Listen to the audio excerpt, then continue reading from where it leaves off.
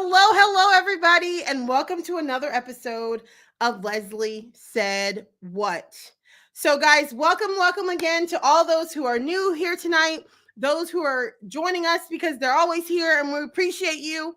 But tonight, as always, we are continuing our series on the storm that built my story. And guys, if you have been missing it, trust me, you want to go back and catch the replays because I'm telling you, it has been off the chain. Like it has been definitely superseded my expectations. Let's just say that. So if you need to catch the replay at www.lesliesaidwhat.com because these stories have been such a blessing.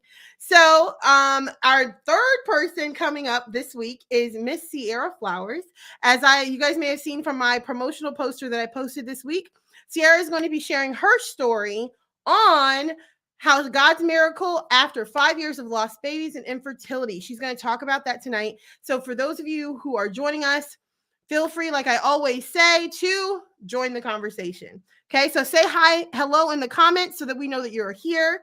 If you have a question, a comment, any of those things, don't forget you can comment below and it will pop up right here for us to address it. So feel free to ask questions and join the conversation. Again, be sure to tell us that you're here. Now, without further ado, I am going to bring on Miss Ciara Flowers. Hey, Ciara! Hi, Leslie. How are you? I'm well. Thanks so much for inviting me. Oh, I'm so glad you can make it. I'm so glad we can make it work in our schedules because I know like you are super, super busy. Yes, Ciara. So tell us a little bit about yourself. Sure. So, as you mentioned, my name is Ciara Flowers. And first and foremost, I am a Christian, so I am a believer.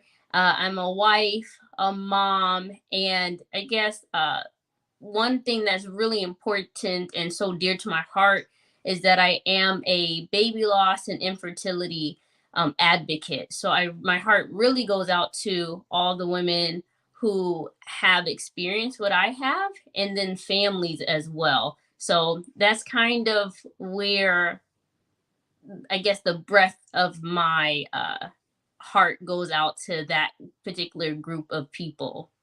Yes, well, your heart definitely shows through. I followed your journey on your Instagram account, Miscarried Dreams. Love that name, by the way. It's so fitting. It's so fitting.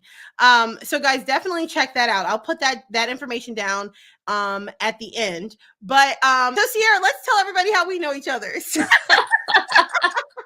Oh my gosh. You reminded me that it's been like 20 years. Yes, it's been literally, guys. This is the first time Ciara and I have literally physically been in front of each other in almost 20 years. That's insane. Yes, I still can't believe it's been that long since we were in undergrad together. Oh my goodness. Though we were like babies our freshman year. I know, it's crazy. Yes, guys, we are LU alumni, Liberty University. Whoop whoop! Shout out. Remember we used to do the LU, something like that. I can't do it. I was never really good at it. Like I think like Ellie and them helped me do it, but I always do it backwards. But it's like me too. I would get lost. Exactly. Oh yeah, leave it to me. Yeah, so we are just so happy to have you. Hello, Becky. We are so glad you're here, Sister Becky. So yeah, like you guys have no idea. Like our time at Liberty was the best. I'm sorry. They say college friends are forever friends, and they are. Ciara, we hadn't talked since that time frame, and literally we hit things right off a couple weeks ago when we talked. So literally, college friends are legit forever friends. Yes, I can 100% attest to that. We were able to pick up right where we left off, like no time at all had passed. Exactly. It's amazing. So yes, Ciara, so we have you here tonight to share your amazing, beautiful story about your God's miracle after 5 years of lost babies and infertility. Would you go ahead and share your story with us? Yeah, sure. And thanks again for allowing me to come on here and then share. I remember one day I was praying to God and I was just like, if you do decide to bless me with a child, one of the things I'm going to do no matter what, and no matter where I am, if someone mentions that they're in the same situation that I am coming out of, I'm going to first and foremost ask them if they would mind if I prayed with them right then and there. Because I do want to make sure I give that person the space to want to pray. I don't want to put anyone on the spot, but I do want to make sure that I am there to listen as well as support someone else. So, my story, I didn't grow up wanting to get married or have a family. Honestly, I used to picture the ideal scenario for me was to have this house. It was going to be a big house with a lot of natural light coming in. I was just going to be able to be by myself because I come from a family where I come from a family where there's like 5 of us. So there's always someone in your space doing something. And I just wanted, I guess, my own quiet area, quiet time. And it wasn't until years later, once I had kind of towards the ending of graduating from college and going into my master's, I was like, oh, I think I would like somebody. Like, I think I want that. And God was like, let's pause on that just a little bit. But I remember just with meeting my husband, I remember I had been praying a bit here and there, but not having a full heartfelt prayer, just, throwing it out there here and there. And one of my best friends and I, Natalie, we had been going through the book of Ruth together. And when we came to the end of the chapter, I was like, Natalie, oh my gosh, I have this desire on my heart that I think I need to like get real with God and pray about my husband. And I was like, oh, I don't want to do it. And I remember sitting down on my bed, and I was just like, God, I don't even know why I'm bringing this up. The guy doesn't exist. First of all, the kind of guy I want doesn't exist. And if he does, he's probably already taken. And I don't know why I'm wasting my breath praying this prayer. And I didn't have an extensive list, but I had a list. I wanted obviously someone who was a believer and had their own relationship with God, absent of my own. I didn't want it to be dependent on me at all. And I wanted someone who enjoyed traveling and just loved life and was financially stable, good with money, a good head on their shoulders with that. And just an overall, just a kind person. And I wanted them to be able to, they didn't have to be best friends with my family, but I wanted both parties to respect each other. And so for me, just thinking about that, I was like, this person doesn't exist. And you're like, that's like asking for Mr. Perfect, right? Exactly. So I was like, oh, I hate that this is on my heart because there's no way it's going to actually come to fruition. And one of my cousins, she reached out to me. It wasn't long after praying that prayer, actually, that she reached out. She's like, hey, I actually know somebody, and he's in the Lord, and he's in church, and he's just doing things to further himself. And I think you all might hit it off. I'm like, all right, sure. You're like, whatever, might as well. Exactly. What do I got to lose anyway? Exactly. And then Dominique, my husband, he sent me a friend request on Facebook. And at the time I didn't know his name from my cousin. She didn't tell me the name, or if she did, I forgot. And I was like, I don't accept no random friend request. You need to I was like, I don't care who we have in common, because I looked and I was like, who was sending me this random friend request? I was like, and I won't accept it unless there's a personalized message. And then as soon as I'm thinking that, pop goes a message. Oh, I know your cousin Erica, and she said I should reach out and connect with you. I love the Lord. And he was just telling me about his background and ministry and some of the things he was interested in doing with God. And that at the time, I think he had traveled to like 10 or 12 countries. I'm like, oh my gosh. Okay. All right, then, well traveled. We can check that out for this. And so it was like all these things. I was just like, this can't be legit. So then he was like, I love to get to know you more and chat. And I was just like, Yeah, we can chat through we can chat through chat. I won't be giving you my phone number or anything like that. You could be crazy. Yeah, legit. Especially on Facebook, you got all them random people like friending you, and then I know it was just, but I did trust that cousin's judgment. So I wasn't completely closed off, but definitely still was like, let's get to know each other through chat, and then we'll move into a phone call depending on how things go. And I remember I was just, after talking to him a bit, I was just like, I was like, God, I could truly see myself falling for this guy. If you didn't send him, take him out, not like take him out of like this life, but take him out of take him out, Lord. but remove him from my vicinity if you didn't send him. Because one of the things I was just like, because I didn't want to get so caught up in this relationship or whatever it was blossoming to be if it wasn't sent from God. I wanted God to move forward and remove him if he didn't wasn't the one sending him. I just didn't want to be caught up again. It's just like, look, God, I'm trying to trust you. I'm trying to walk with you, Exactly. And then I remember once we were chatting and once we started dating, and I mean, it was just a really good time. And I think one of the things a friend told me that I didn't quite hold on to like I should have. She was just like, you want to make sure that you date someone in the seasons. And that really stuck with me. And also, I think one thing that I would add on to that is, you know, make sure you enjoy the time you have with that person instead of being so nitpicky, like, oh, you're not doing this, this, and that.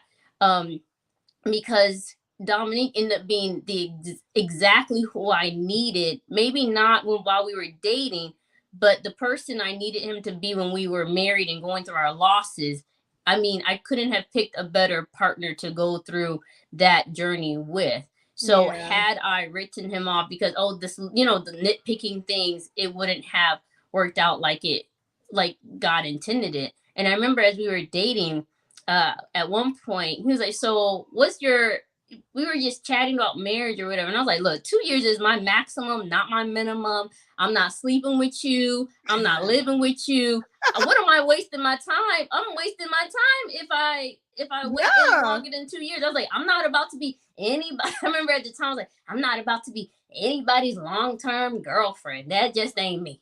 No, not because like and not this, whatever everyone else wants to do, that's up to them. But I think for me, I was already, in my mid-20s or going into my mid-20s and things like that. And at the time, I just really wanted to make sure I was following Christ, and I didn't want to step outside of that. And I really wanted to make sure that I was able to have a testimony that I could share with like other family members and cousins and stuff, like, hey, if you love God and if you just follow him, he really will bless you beyond what you can imagine. And I really wanted to live out that walk so that way they were able to see that, his faithfulness.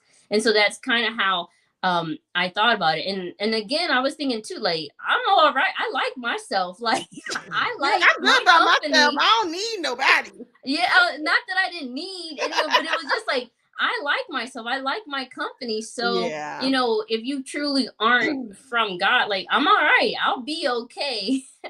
And I remember as we started dating and talking and getting married, once we got married, I remember it was just like such a wonderful experience. And I remember just thinking like, this is about to be it. Like, it just seemed like anything was possible after we got married. Like, there was going to be nothing that was going to necessarily derail us. It just felt like we're about to walk into amazing adventure together. And in some ways we did. Like, together we went to actually 8 countries. We've been to 8 countries together. But in the midst of all of that was just so much grief and so much heartache.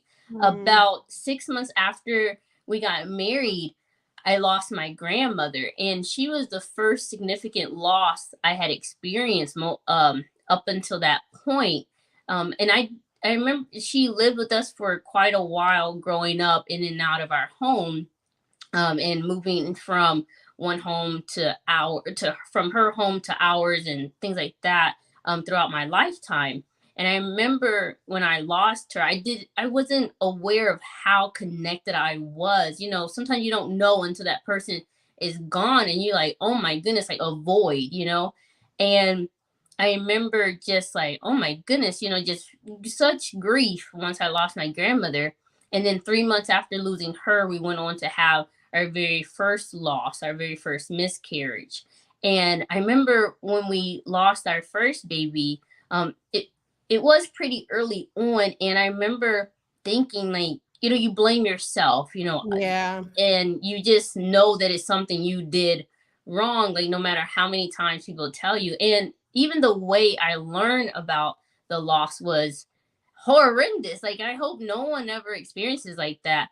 But I remember I had some spotting, some bleeding, and I went to the doctor, and I had looked it up prior to that. And it's like, oh, bleeding sometimes is natural in a pregnancy. But I didn't have any cramping, so I didn't know anything about miscarriages. My grandmother, she had 12 kids, and every one of the 12 children ended up having a child. And so I have tons of cousins, tons of family members. So the thought never occurred to me that there could be loss. And I Right. remember I went to the OBGYN, and she checks, and she just like, you're having a miscarriage. And she said it so blatant, like just so matter of fact. Bedside manner much? I Like know, that would right? have been nice. I know. And she just said, you're having a miscarriage. And I remember I just like, what? And I was like, I need to go to the bathroom. I just need a minute. I was like, I need to. And she was just like, well, why? We'll stay. But I just needed a moment to understand what was going on. It's like I needed a break. And it's not like she wouldn't let me leave, but it seemed like she was very concerned with me stepping out of the room.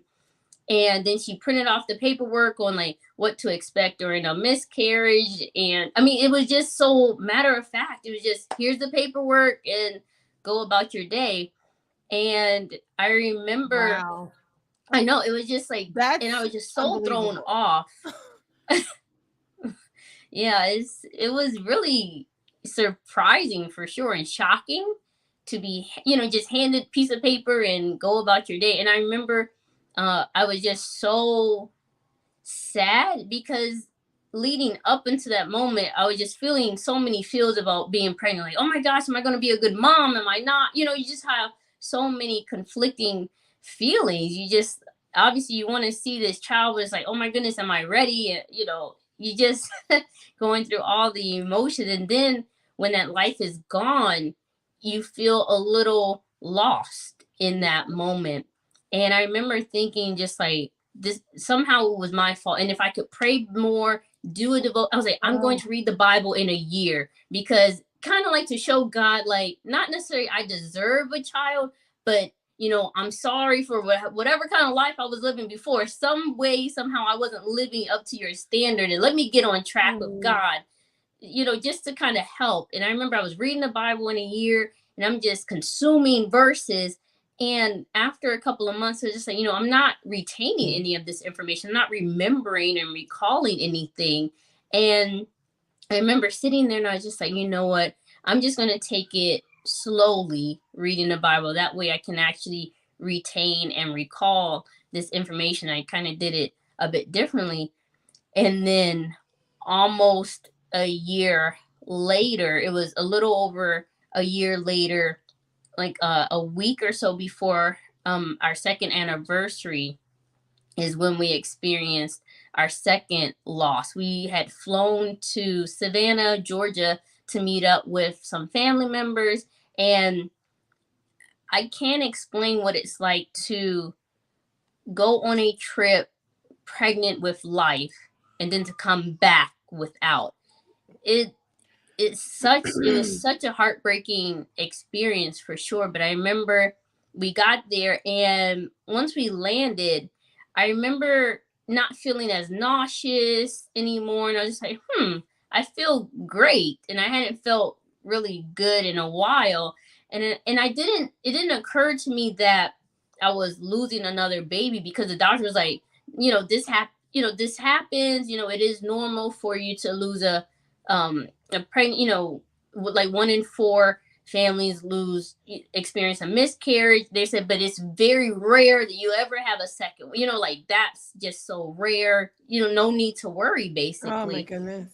And I remember, so the thought didn't occur to me. And I remember we were on a little boat ride, and I had to use the bathroom, and I'll spare the details, but I saw, bleeding. I was just like, oh my goodness, like, no, they said this is, I'm thinking like, no, they said this is almost impossible. And I remember telling Dominique, I was like, I think we're losing this baby too. And I had been a little nervous about flying before, but I know my husband Dominic had looked into it. He's like, the research doesn't necessarily support that, we should be concerned right now or anything like that. And, there was no, like the doctors didn't say anything. So I ended up going ahead and flying out.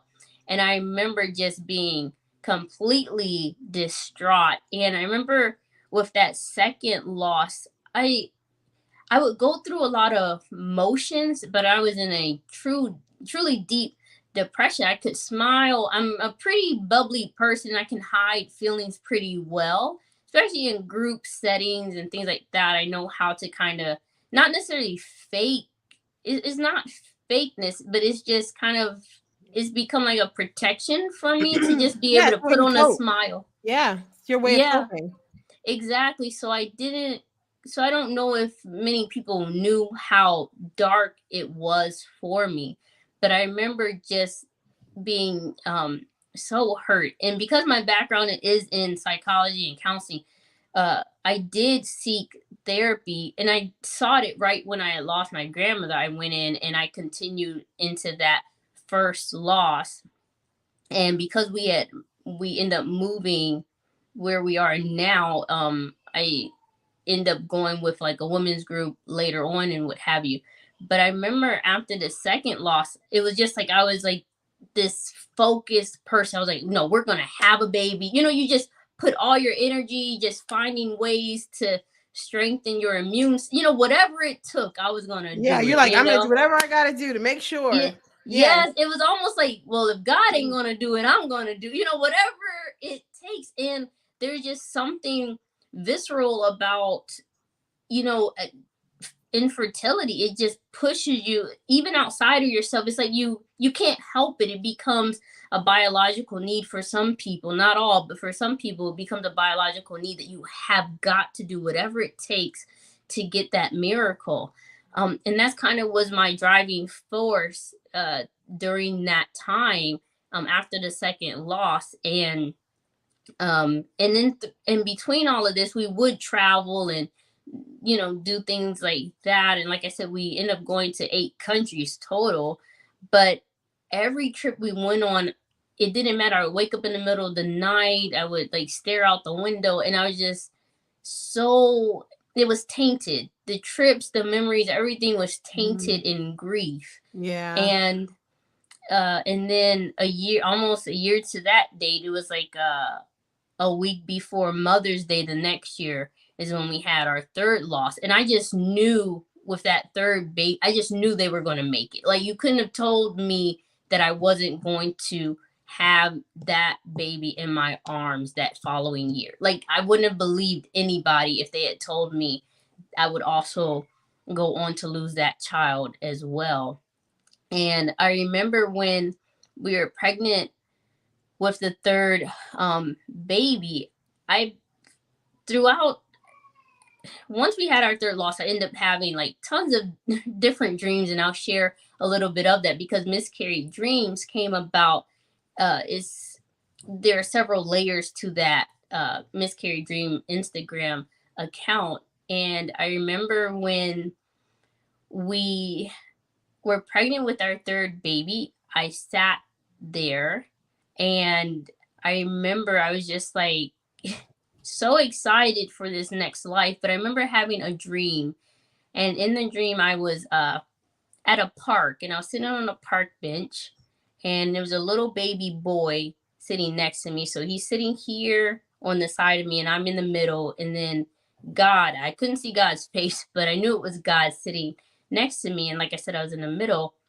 And I remember just sitting there, and I ended up moving the baby to be in between myself and God. So I put him in the middle because I was like, oh, I'm gonna put you closer to God so you could be more protected, right? And then the following night I had the dream again, and this time I moved him to where on the opposite side of God, where God was sitting in the middle. And then as soon as I moved him there, the little baby, he jumped off the bench and started running in this field. And I jumped up because I'm like, oh my goodness, like, where is he going? Like, I need to protect him. And I jumped up to chase after him. And I saw that God was there with him, and they were getting out of my line of sight. But I was just like, but as long as he's with God, he's going to be okay. And I thought of it in terms of like he was going to become a missionary, and I had to trust his life to Christ. Little did I know that it was gonna be, I was losing another baby. Yeah. In hindsight, that sounds nice. Oh, just Yeah, like, exactly. Yeah, in hindsight is correct. Yeah. Yeah. And I remember when I lost that third baby, oh my goodness, such anger and such deep, like, I mean, I was, like I said, I had been depressed after that second loss, but nothing could prepare me for the feelings I felt that third time around. And throughout this journey, especially getting into that third loss, I always err on the side of I need help. So I go to therapy, and I went to a women's group because I wanted to be around other people who had experienced something similar. And it was helpful, but I will say it took me 4 therapists until I found one that even remotely had a similar situation to mine. God really worked it out where the last therapist I had, she was actually um, she was practicing Islam, and so a lot of the faith principles were there. So she was able to just give that perspective of having faith, and also going through infertility herself and experiencing loss of babies, and going through IVF, so fertility treatments and IUI. So she understood the whole gamut of emotions, and then she went on, and then she also led a women's group, and so that's how I was able to connect with her and others. But right Can I before I stop you for a second? So, with the 3 baby losses, was it as a result of infertility, or was it that those were times that you had gotten pregnant on your own? all of it I was and that all of it I had gotten pregnant on my own. But I always say infertility, technically infertility is if you haven't gotten pregnant within a particular time frame. So if you are under 35, it's about 2 years typically. If you haven't gotten pregnant in about 2 years of trying, if you're under 35, then that meets the criteria of infertility. And then if you're 35 or older, if you've been trying for a year and you haven't had a successful pregnant, you haven't gotten pregnant, then that constitutes infertility. And that's I why, had no idea. yeah, and that's what was really hard for me too, because so after we had our third loss, and I'll go kind of backtrack to some of the feelings there. I with the I was using a particular for my job, I was trying to get I was trying to get fertility treatments, but because I didn't actually meet the criteria of infertility, I was unable to go through fertility treatments through the healthcare provider because I didn't meet that standard. So I was just like, but I need help, like I'm Yeah. unable to carry a baby to term. But infertility, because of the standards that they had it as, I didn't fall under it. So it became a whole nother thing. But I remember just going back to that loss of that third baby, I was just so distraught and so angered. And I mean, I've never been that angry with God before in my life, but I remember, oh, I don't know if you can hear the little Gabriel. He has a little cold, so trying to Oh, wipe his little nose has been pretty I'm daunting. sure. No So yeah, worries. trying to get him. My husband's trying to take care of him, and so he's run. He can't run, but he's walking away and just like, no, leave me He's like, alone. no. Yeah.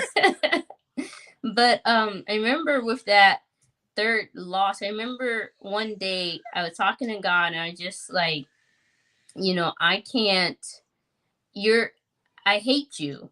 I was like, I've never hated someone before, but in this moment I do. I hate you. You're not a friend. You're not for me. Even my own parents who love me would never treat me the way you did. And you're supposed to love me better than anyone else ever could. And instead, you're literally just going along, taking all my babies away. So you're not a friend of mine. Everything in the Bible wasn't true about who you say you are. Because if you were who you say you are, you wouldn't do this to me.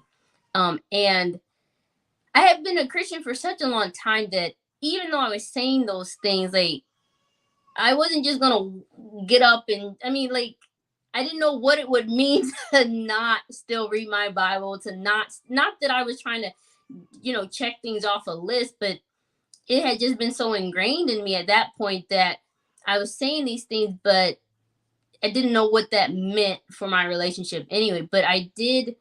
Instead, what I would do is read verses like Lamentations 3 and read about Job's story. And instead of reading to the end where things worked out, I would just stay and focus on the parts of their grief. Like with Job, there's one verse where he says, I miss the days of old when my children were around me and God was for me. Something along those lines. And that verse just stuck with me so much because I understood that depth of pain, because I missed that time where I felt God's presence, or felt that, no matter how hard life is, God is still going to be by my side. He's still going to be my friend. He's still going to look out for me. It'll all work out in the end.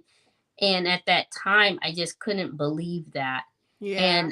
And after that third loss, I was just, it just was really heartbreaking. I remember just being so distraught, and angry, just filled with rage towards God, like just really, really angry. And I stopped going to church. I remember my husband's like, "Are you going to go to church?" Like, you can.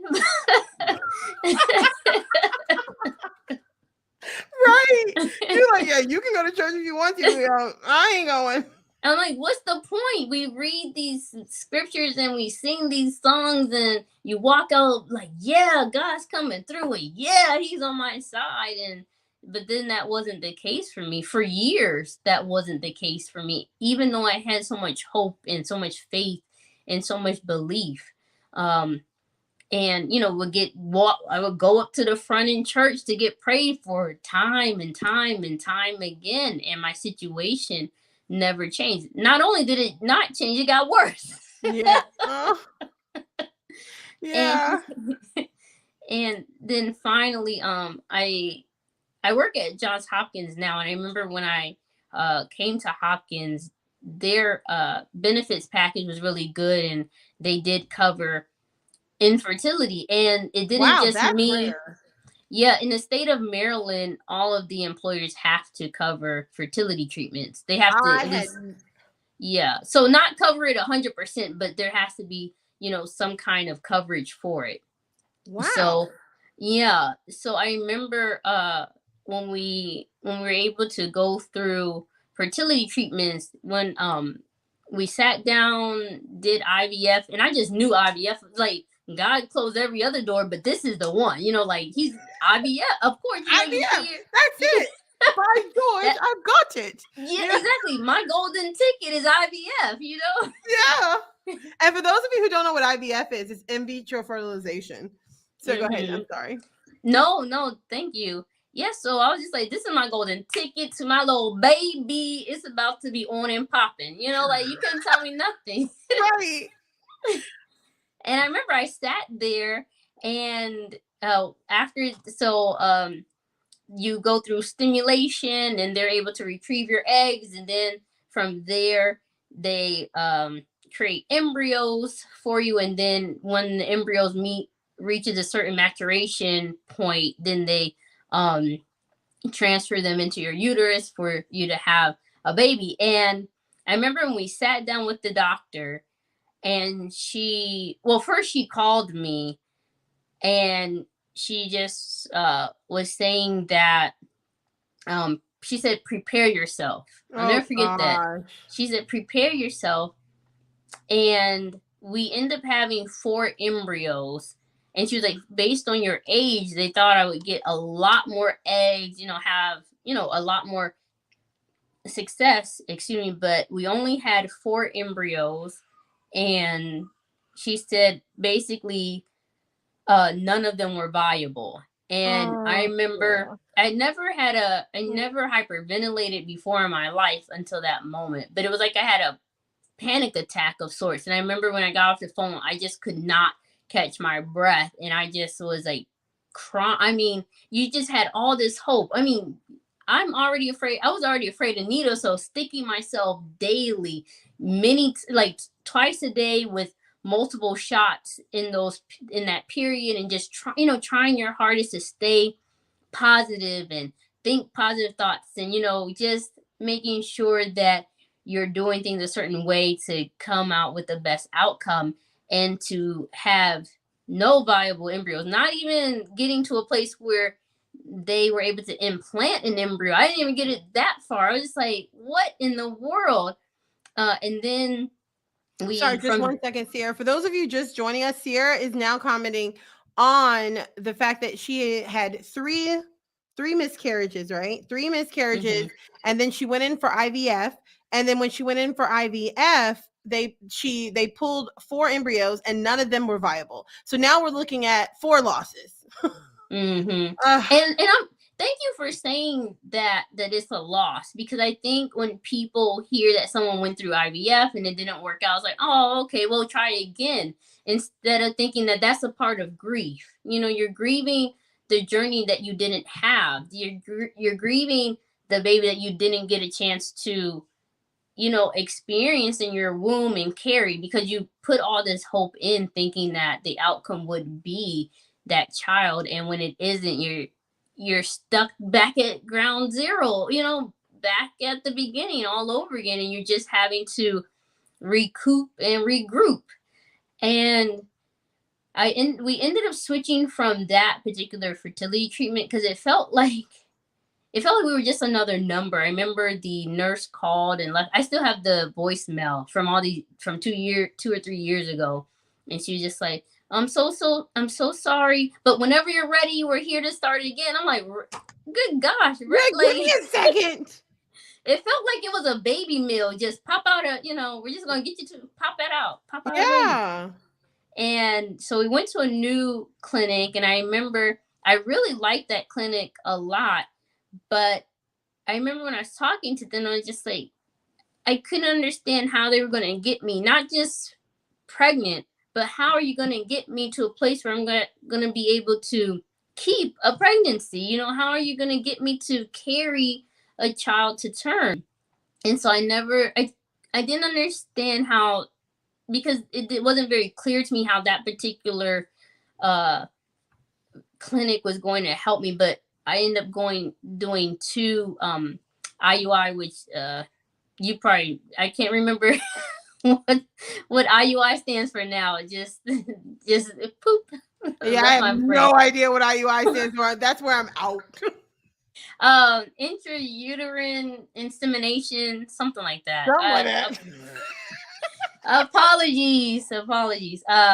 But I remember we did 2 rounds of that, and again, I didn't have as much hope for IUI because the statistics are kind of more like a shot in the dark with IUI as opposed to IVF.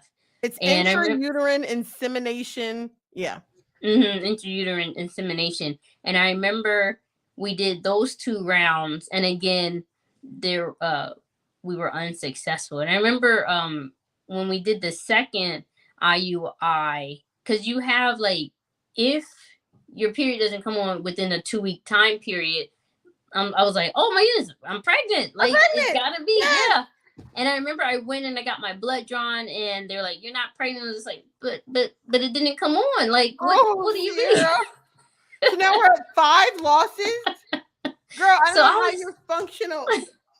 Well, and that's the thing. I'm glad you said that. Like, you don't know how I'm functional, because what ended up happening is that after we got those results back for the IUI, water, getting around a body of water has always been helpful to me. It's just been very peaceful, very calming. It just helps me to just take some time to reflect and just have a moment to myself. And I remember after that, it was the summer of 2018. And I told my husband, like, let's just go to, I think it was like Annapolis Harbor. And we went there. And this was the first time in my life that being around a body of water didn't soothe me, didn't help comfort me. And instead, I remember we were sitting there on the dock, and as I was sitting there, I said to him, I mean, I didn't say anything to my husband, but I'm sitting there thinking, and he's sitting next to me. And it just I felt this overwhelming urge to just fall in the water and just let it be over. Like, I had already lost 3 babies. I had already experienced failures with 1 IVF and 2 IUIs. Like, there was no hope. It was just like I was sitting there and just like, life is hopeless. This is it. You'll never experience what you've been hoping and craving and desiring for. Like, you've been abandoned by God. Like, he ain't here, like, you have nothing. And I remember sitting there and I was just thinking how easy it would just be to just let it go and just fall into the water. And I remember as I was sitting, and like I said, I've been going through therapy, I've been going to women's group, and being around other people who are in my same situation. But in that moment, it just felt so daunting. What I had already been through was just so stricken by grief that it just felt like there was no, like, what was the point of living? Like, there was just a point of, who wants to be a mother without their children? Who wants to live without them? And I remember as I was sitting there contemplating just falling in, I thought about, well, if I fall in this water, Dominique is going to jump in to try to save me. And I was like, and it would be just my luck that something would happen to me, that happened to him, and then it'd be my fault. And I was like, and this someone, or what if someone else jumps in trying to help both of us, and then that person loses, then I'm responsible for other people's, heartache, and I end up surviving. I was like, that would be just my luck. And I don't know. I'm sorry to laugh. I was trying so hard not to laugh, but I'm so sorry. Okay, I'm done. It's true. People don't get it. Because then literally, when you're at that low point, you're like, well, I got to worry about everybody else and what's going to happen to them. So, yeah, you just stop because you're like, well, I'm going to be endangering not only me, but 5 other people. So, yeah. Yeah, that's exactly what happened. And so I was just like, and then that was how it pretty much ended for me. And that I remember, like, a doctor later on, she did prescribe me like an antidepressant, but I had a bad experience with it because I felt exhausted. Like, I felt drained. Like, it was hard to, like, get up. Not to, and everyone experiences things differently. It just didn't quite work out well for me. And like I said, because my background is psychology and my master's in human services organizational studies, so I still had some of that counseling experience. I'm a proponent of counseling, of therapy, of medicine. if you heal your body, you need to heal your mind too. They go hand in hand. Right. So, so I always just continue to try to seek help. And like I said, in the midst of all of this, I was having these dreams where God would be in my dreams. Like I knew he was there, but I just was like, what's the point of having these dreams if I don't have a baby? Yeah. And I remember another dream I had is it's interesting because these dreams could be really interesting for sure. But another one I had is that my heart, it didn't look like, how we draw a little heart or how the human heart actually looks, but it's like it was a I don't know, like an orb of sorts. But I knew it was my heart, and it was sitting on a ledge, and it just happened to fall. It just rolled off the ledge and fell, and it shattered in like a million Oh, wow. pieces. And I remember sitting there and I was like crying because my heart was shattered. And God came over and he glued it back together with gold. And I was like, oh, my heart, my heart is intact. And then he went outside to this garden of sorts, and then he planted it. And I was like, oh, my heart is a seed. And then a tree grew. And I was like, my heart is a tree. You're like interpreting your own dreams. You're like, in the midst of it, I'm trying to interpret like, it's a tree. And then the tree, there was fruit. And so when the fruit, I was like, my heart is a fruit. And then when the fruit fell on the ground, it just kept producing more and more trees and fruit. I mean, it was just this incredible dream. I don't have the gift of interpretation. So I just woke up like, what?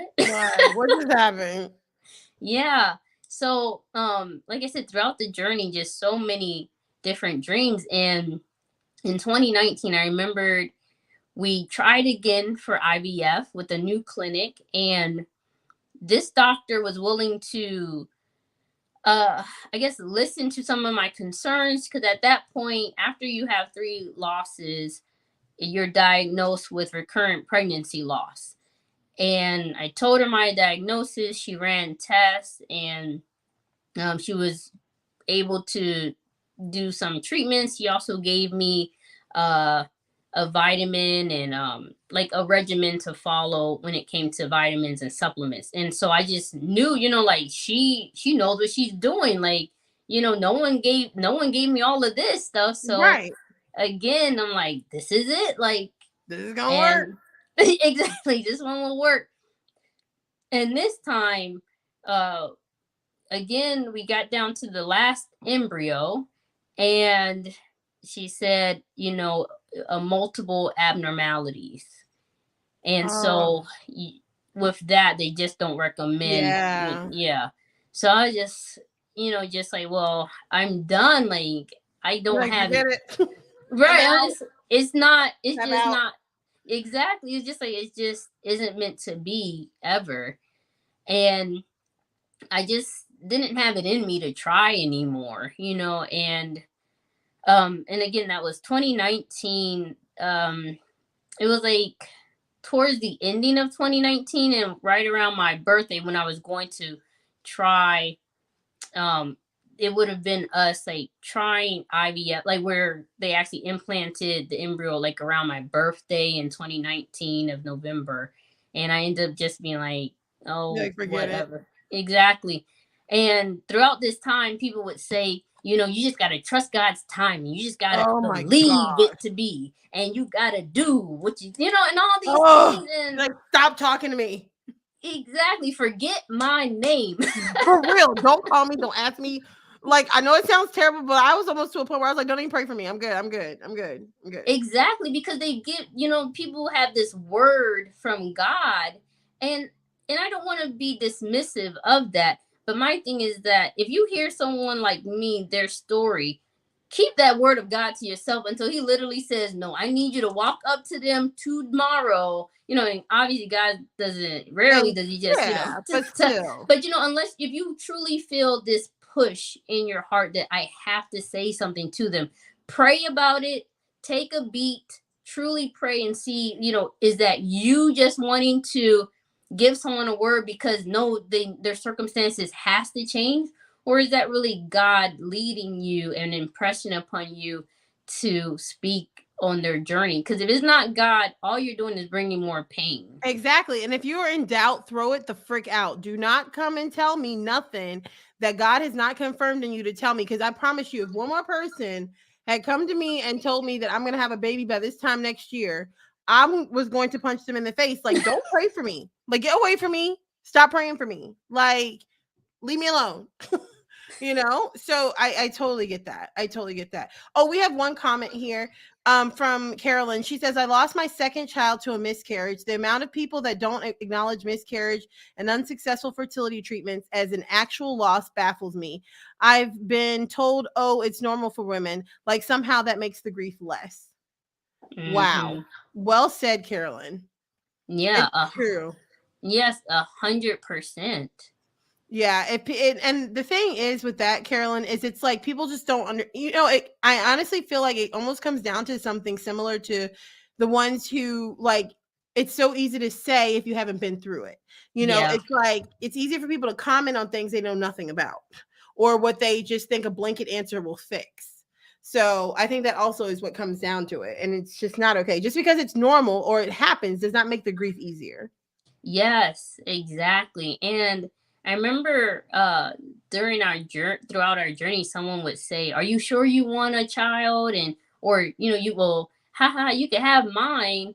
And it's like when I lost my grandmother, no one was like, "Well, Betty Sue down the corner got a grandma. Why don't you just go over there and borrow hers?" Right. Literally, that's what people say. You can come get my kids anytime. Or, oh, do you want mine? Or the one that used to drive me crazy is the amount of people that try to make me their child's freaking godmother. Like, do not make me your child's godparent. Do you not understand how that messes with my head? Like, no. It's just not okay for me. It's just not okay. But that, I mean, obviously it's my situation. But again, I was also one of those people that, like, if you quoted Hannah to me and what Hannah can do and what God did for Hannah, mind your business. like they quote Hannah, they quote Rebecca, I think it is, and then Samson's mom and all these other people who were barren originally. And it's like, that's their story. That is not necessarily my story. Stop quoting to me what you don't know is confirmed by God is my story. Mind your business. And I had one guest on, I think it was 2 years. No, actually she came back on a couple months ago. And she said that what she wants to tell people is to mind your own womb. That's literally what it comes down to. It's just to mind your own womb. Oh, we have a couple more comments. If they don't even want their child, why you want them? Exactly. Exactly, Carolyn. Like what? Clearly. Don't put it over here. Sister Becky says, I lost 2. I think the worst thing people said to me was like, well, at least you had 1. Be thankful. Oh, Sister Becky, yeah, that's no, that is horrible. That is just horrible. Like, and it's always interesting what people allow to come out of their mouths before they think. Think before you speak, guys. It's like that's like talking 101. Think before you speak. Yeah. And I think I know people don't know what to say and they're just trying to fill an uncomfortable silence. But yeah, you're right. They just need to, we all need to take a beat and to really think about it. And if you do want to say something, just pray. Pray for that person. You don't necessarily have to say, I know God's gonna bring about your child. Just pray for that. If that's really what's been, you don't have to share that. You can continue to pray in silence and in secret and what have you. Exactly. And Ciara, can you tell us about your when you found out this time around? Sure. Yeah. Again, like I said, I had given up, and I remember the pastor I had when I was in Lynchburg, Virginia, where Liberty is, and I remember he somehow he had messaged me on January 2020, and he was just saying that I'm praying, and I just know your miracle is on the way, your child, and I was just like, not again, You're like, no. look, don't tell me that. You're like, oh, here we go again.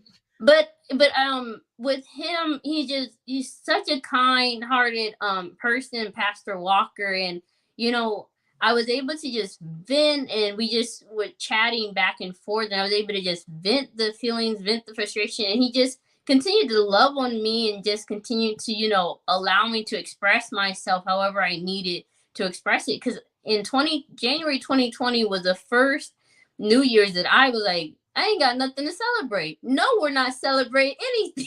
I remember with my husband, like every year I would get, excited for the next year, thinking this is my year. And I was like, no, I'm not celebrating. What's there to celebrate? There ain't nothing good to celebrate. You're like, no, I won't. On principle. and we ended up and again, just going back to dreams, honestly, I remember I had this random dream, or what I assume was random, and in the dream I had I was in this temple, those old temples that you see, just a picture of the older temples, how they were built. Mm-hmm. And I remember I was standing outside the temple and I walked in, and as I walked in, I turned around and God was standing like right behind me, or I knew it was God. Like I said, I just always knew when it was a dream. And I remember turning to Jesus. I do believe in the Trinity, so Jesus, God, Holy Spirit, all in one. Uh-huh. And I remember I was just like, in my mind, it's like, what are you doing here? I haven't seen you in a while, because I think at that point I hadn't had, the last dream I had was like maybe a month or two prior to that, or it had been some time between the last dream, and I was like, I haven't had a dream before. What are you doing? And I remember as soon as that thought came, the thought that replaced it was just like, it's over. It's like I just knew it was over, and I just was so thankful, and I fell down prostrate, and I was just like thanking God at his feet, and I was like, I don't know how, in the Bible they talk about the story of the in the New Testament, there's a story of like the lepers, right? And everyone gets healed, and he's like, go to the temple, make sure they call you clean. And so everyone except the one comes back, he's just like thanking God or whatever. Yeah. And I was like, I don't know how they left you, because I ain't never leaving you. You are hilarious. Yes, I know that as well. And I was like, man, if I walk with you, I be on you like white on brush. You ain't never good and out of my sight.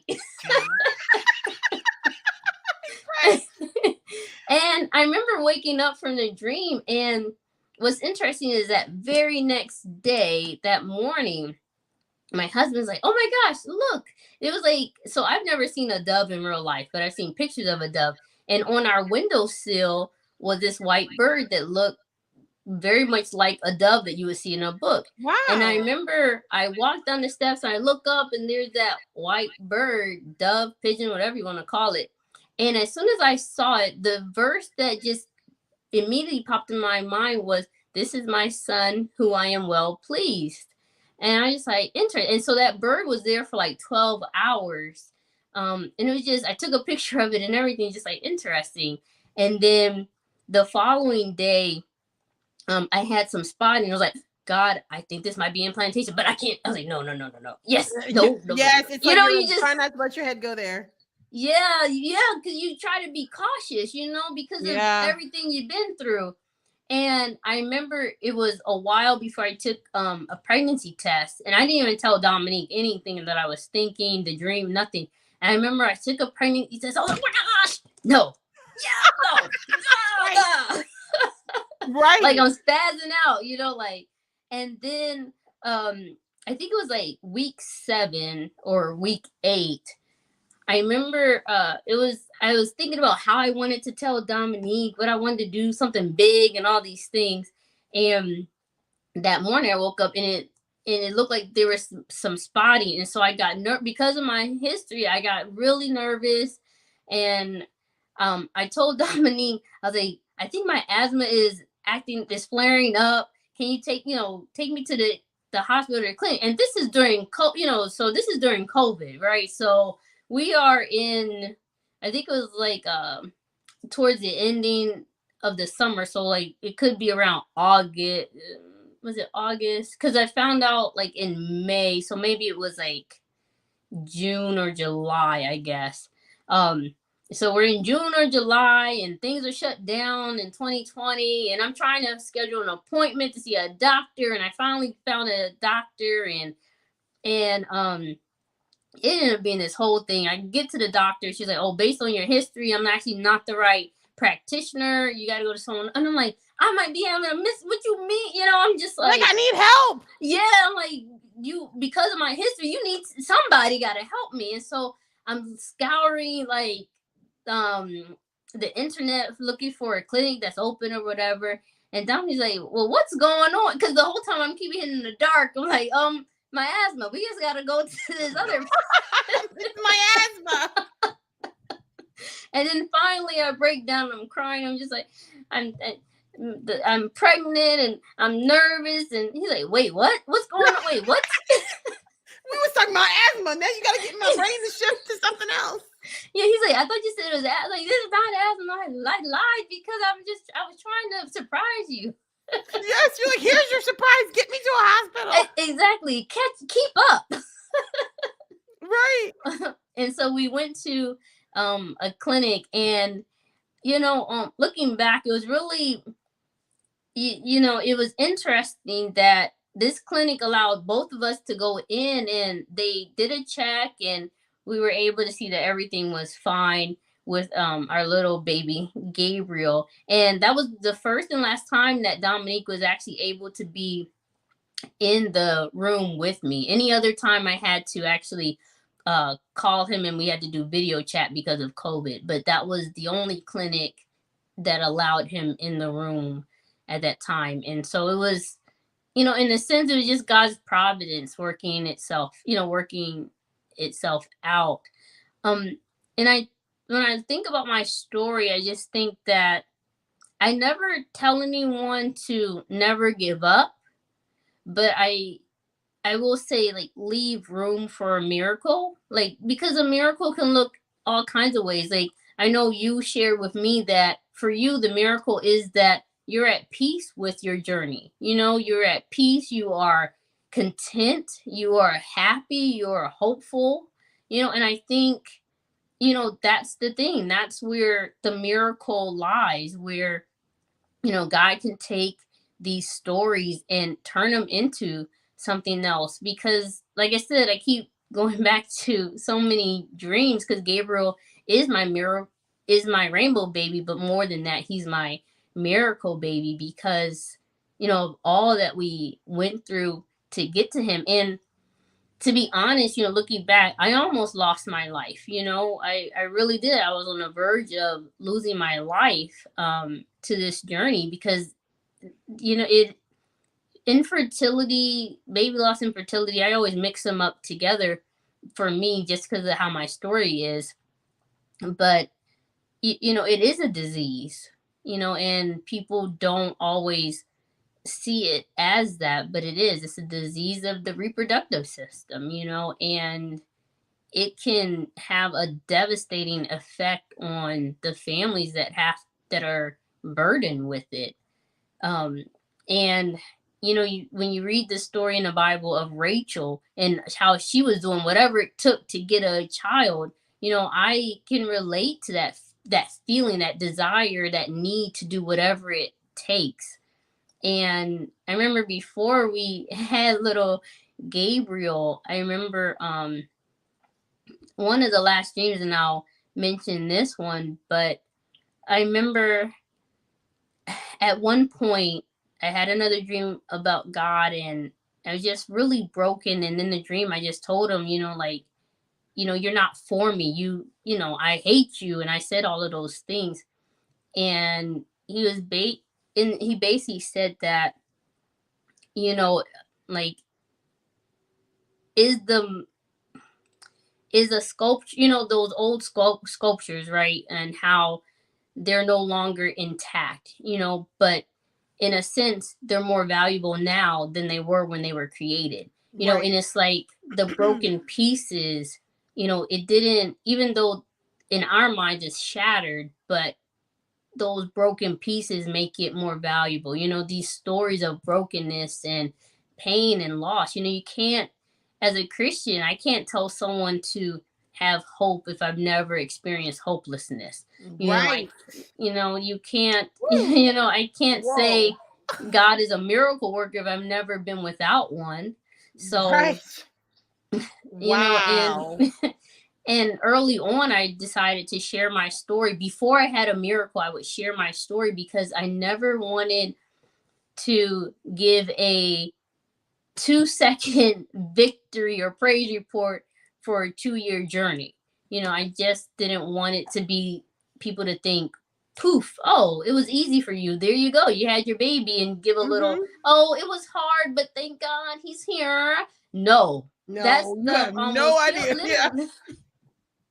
Yeah, it I get almost it. killed. Well, Mm-hmm. Ciara, before we let you go, do you have any advice for anybody going through this? One last word. Um, if you can try to find a community that understands what you're going through. I'm a part of so many Facebook groups. I was connecting with people on Instagram because my family just didn't understand what I was going through. So I needed to find a community that did. And if it starts off being a community of other people who are trying to conceive, and then you end up getting to a place of peace with with your journey, then switch that out to reflect where you are in your journey. But just always just try to find a place of community where you belong. I love that. I love that. And that's honestly what it comes down to. Oh, Carolyn, yes, you nailed it. Yes, find your tribe. That's exactly Yes. what it comes down to. Yes. And to back up just for a second on what Michael said, much wisdom in silence. Yes. If you have nothing adding that's going to help the situation, please do not hurt the situation by just saying things that you think sound good, because honestly, probably it doesn't. Just don't. When in doubt, throw it out. Well, thank you so much, Ciara. Thank you all for joining us as well in the audience. We hope that you guys got encouragement from this. And if you know someone who may be struggling with infertility or struggling with their own losses, please be sure to share with them to watch the replay on www.lesliesaidwhat.com. They can also watch this on all major podcast networks, even though most commonly it's Apple Podcasts and Spotify. It is on all major podcast networks. So we thank you all for joining us. Ciara, again, thank you. Thank you. Thank you for sharing your story. And yes, as Carolyn also said, thank you for sharing. Because we never know whose life we touch or who gets encouraged. Because the best part about this is, yes, okay, we're live right now, we're talking about it, whatever. But we have no idea who's going to catch the replay or stumble across it on YouTube or stumble across it on a podcast that it could help and encourage. So we thank you so much for Ciara for sharing your story. Thanks so much for having me. Oh, I love you, Leslie. I love you too. You know it. You know it. All right, Ciara, have a good night. Thank you. Take care, Leslie. Bye. And everyone joining us. Thank you. Yes, thank you everyone that joined us. Guys, tune in next week as we continue our series on the storm that built my story. We have Miss Katie Filion coming to share her story of how she finally figured out her worth and how it did not rely on a relationship. And she learned it the hard way, but in a great way. So she's going to share that story next week. So we hope you guys tune in next week. Thank you all for coming. And this is the close of another episode of Leslie Said What?